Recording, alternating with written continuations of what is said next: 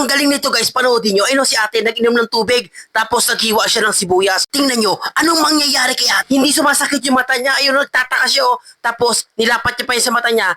Ayan oh, nilagay niya sa mata niya. Hindi talaga siya umiyak, hindi lumuha yung mata niya.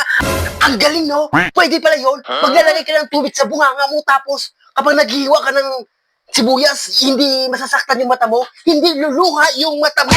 Rico. Yun nga guys, itatry natin maghiwa ng sibuyas. Bali, dalawang sibuyas ang gagamitin natin. Ito yung sibuyas na kulay purple. Tsaka ito yung white, yung malaki. Tapos tubig. Inom ka na doon ng tubig, tapos may tubig sa bibig mo, gagayat ka. Pag ginayat-gayat mo to, hindi naluluha ang mata mo. Wow. Hindi nasasakit ang mata mo. Let's go, let's go, let's go, let's go. Yan, ang una ay simulan natin to. Balatan muna natin. Ano, sakit sa mata ka, sakit sa mata. Ayan o.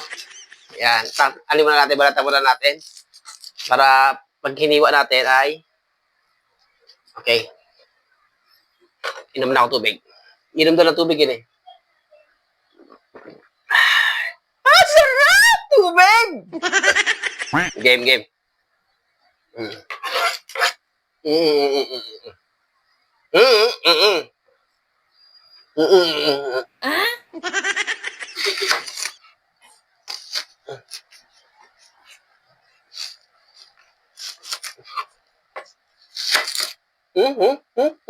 Amazing!